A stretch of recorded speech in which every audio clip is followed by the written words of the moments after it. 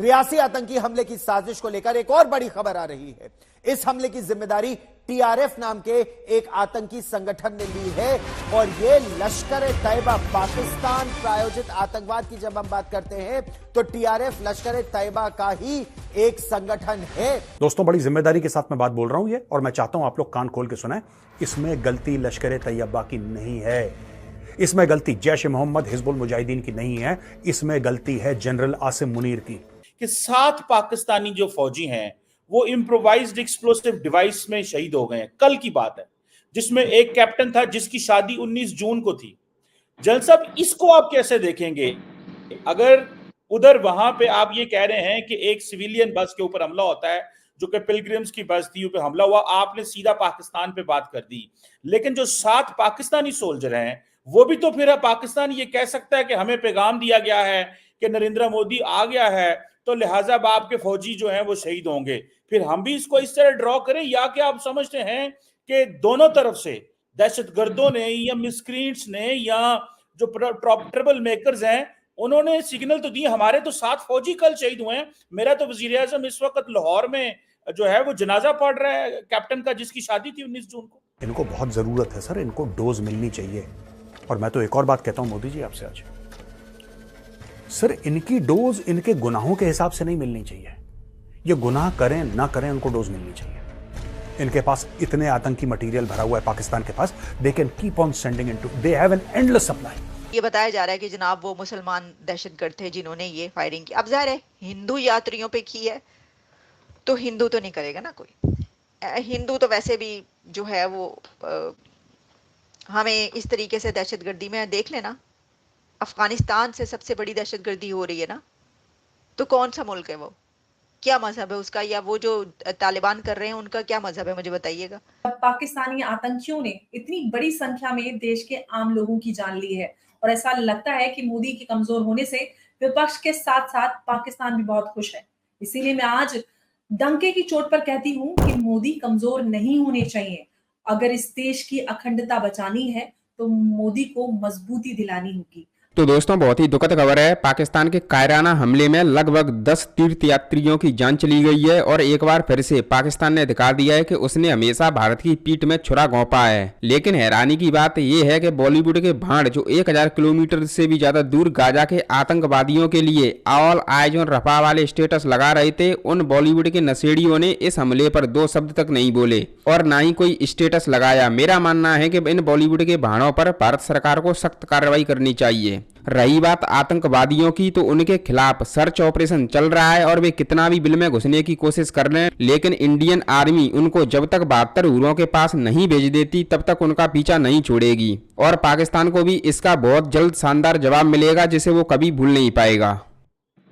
कंवर, एक बात है कि जो हम बड़ी देर से कह रहे थे और मैं खासकर आपके साथ भी जब गुफ्तगू हुई तो मैंने कहा था, आपको याद होगा जब तालिबान पाकिस्तान अफगानिस्तान में आ गई थी, आपके मुल्क में जलसा मच रहा था, जलसा मना रहे थे। आपके डीजी आईएसआई साहब जैसे कि कोई कॉन्करिंग हीरो होता है वो काबुल पहुंचे, टॉप क्लास की विस्की उन्होंने पी वहां पे, और बिल्कुल ऐसा लग रहा था कि भाई अब तो अफगानिस्तान एक प्रोविंस बन गई है पाकिस्तान की, मतलब that was the triumphalist feeling that we got from Islamabad कि साहब हमने फतेह कर ली है, अफगानिस्तान हमारा स्ट्रेटेजिक डेप्थ बन गया है, अब वी आर इन चार्ज। मैं तब भी कह रहा था चीमा साहब कि देखिए, जो अफगानी साइक है वो मतलब चाहे जितना भी उनका बुरा हाल हो इकोनॉमिक, उनमें एक वो काइंड ऑफ सेल्फ रिस्पेक्ट, एक काइंड ऑफ पठान प्राइड, एक काइंड ऑफ जेनोफोबिक प्राइड है कि वो जो है साहब, खासकर ड्यूरेंड लाइन को लेकर आपने ड्यूरेंड लाइन की फेंसिंग शुरू करी, आपने अपने रिफ्यूजी जो अफगानिस्तान से आए थे उनको वापस भेजना शुरू किया। तो justified, I mean anybody would say हम कब तक पालेंगे, ठीक है, आपने भेजने शुरू किए, but that has squared the pitch from the beginning. Just look at the distance आप काबुल और इस्लामाबाद के बीच since that triumphalist movement of return, Durand line को कोई अफगान सरकार एक्सेप्ट नहीं करेगी। I mean, that is a given. You know it and I know it. Rights and wrongs be different thing. हम सब जानते हैं कि जो नेचुरल बॉर्डर लाइन जो कि अफगानिस्तान के लोग समझते हैं with Pakistan is more or less the Indus. Ranjit Singh के जमाने में फाटा और पश्तूनख्वा वगैरह का इलाका इस पे कब्जा हुआ था, जलालाबाद तक गया था जर्नैल उसका हरि सिंह नलवा जो है और कभी अफगानों ने इसको एक्सेप्ट नहीं किया है। जब आप उस लाइन को फेंस करना शुरू करेंगे तो क्वाइट ऑब्वियसली देखिए एकदम वो कोई भी सरकार जो काबुल में है जो अपने लोगों को दिखाना चाहती नहीं साहब हम तो अपने मालिक हैं, हम कोई पाकिस्तान के पीछे लगू नहीं है, हम पाकिस्तान के नीचे काम नहीं करेंगे, हम पाकिस्तान को हमारे ऊपर बाय प्रॉक्सी रूल ये नहीं हो सकता। वो अपनी इंडिपेंडेंस दिखाने के लिए ही वो आपसे वो करेगी। और अब खुदा ना खास्ता अमेरिकन जाते जाते हथियारों का बड़ा जखीरा अफगानिस्तान में छोड़ गए। इतना बड़ा जखीरा साहब किसके खिलाफ इस्तेमाल होगा? टेक्निकली उसमें ये कैपेबिलिटी नहीं है कि वो पाकिस्तान के थ्रू हिंदुस्तान के बरखिलाफ लाया जाए या वो सेंट्रल एशिया में ऑपरेट करेगा, वो ऑपरेट करेगा आपके बरखिलाफ। और ये जो दो चीजें मैं समझता हूं कंबाइन हुई हैं, रिफ्यूजीज का वापस भेजना नंबर 1, नंबर 2 ड्यूरेंट लाइन को फेंस करना। मोदी साहब हलफ उठा रहे थे तो उसी वक्त जो है वो ये बताया गया, पाकिस्तान को पैगाम दिया गया कि ये देखो आ गए हैं, हम दोबारा आ गए हैं मोदी साहब, अब बताते हैं तुम्हें, अब देखो क्या होता है, ये लो एक तोहफा हमारी तरफ से। अब मसला ये है कि जो लकी मरवत में हमला हुआ है या जो उन एरियाज में हमले हो रहे हैं वो पहले से हो रहे हैं, और उसमें जब भी ऐसे हमले होते हैं तो हमेशा पाकिस्तान की तरफ से भी इल्ज़ाम लगाया जाता है, और जो पता चलता है रेस्पॉन्सिबिलिटी भी जो क्लेम की जाती है वो अफगानिस्तान की तरफ से की जाती है या उन सेपरेटिस्ट ग्रुप्स की तरफ से की जाती है कि जो वहां पर जो है जो कहा जाता है कि यहाँ पर है और कार्रवाइयाँ करें। बलूचिस्तान में उस तरीके के जब वाकयात होते हैं, लकी मरवत में, केपीके में ऐसे वाकयात होते हैं तो सीधा टीटीपी पर इल्ज़ाम लगाया जाता है कि जनाब ये तो जो है ये तालिबान करवा रहे हैं।